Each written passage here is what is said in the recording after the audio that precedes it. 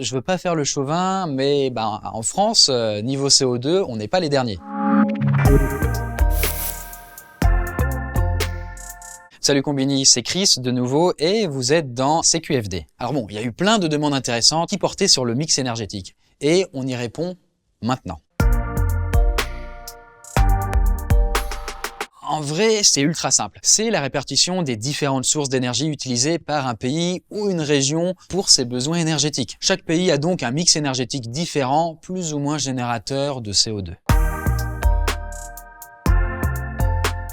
Je veux pas faire le chauvin, mais en France, niveau CO2, on n'est pas les derniers. En fait, le plus gros producteur et fournisseur d'électricité français, c'est EDF, et son mix comporte 78% de nucléaire, 11% d'énergie renouvelable et seulement 2% d'énergie fossile, comme par exemple le gaz, le pétrole, tout ça quoi. Ça nous donne donc quand même 90% d'électricité produite sans émission de CO2.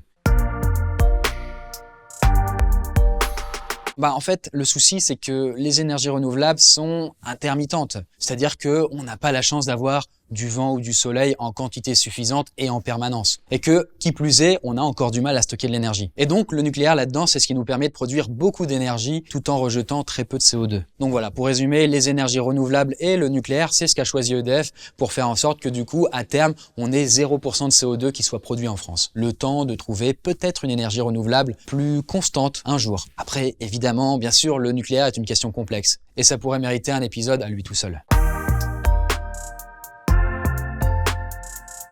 Question émissions de CO2, je dirais que c'est l'hydraulique et le nucléaire, avec un bilan de 6 grammes par kilowattheure en équivalent carbone. Alors bon, si vous voyez pas trop ce que signifie ce chiffre, dites-vous que c'est vraiment pas beaucoup.